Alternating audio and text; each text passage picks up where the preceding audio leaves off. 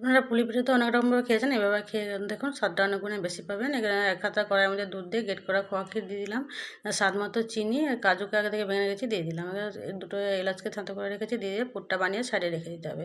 একটা কড়াইয়ের মধ্যে 1 বাটি জল দিয়ে দিলাম, জল দিয়ে আরও হাফ বাটির কমে জল দিলাম।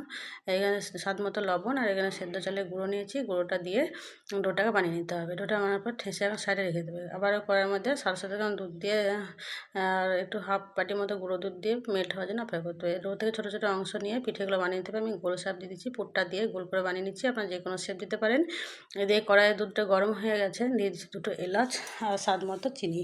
আপনারা খেজুর গুঁড়ো দিতে পারেন। পিঠেগুলো বানানো হয়ে গেছে, পিঠেগুলো সব দিয়ে দেবো। দেওয়ার পরে কোনো নাড়াচাড়া করার কোনো প্রয়োজন নেই, এরা ভেসে সেদ্ধ হয়ে গেলে ভেসে উঠবে। পিঠে আমার একদম রেডি, একটা কোনো ভেঙে যায়নি, একদম নরম হয়ে থাকবে। একটা বাটির মধ্যে তুলে নিচ্ছি, উপর থেকে কিছু পেস্তা কুচানো দিচ্ছি। আপনারা নিজেরাও খাওয়া, বাড়ির সকলকে খাওয়ান।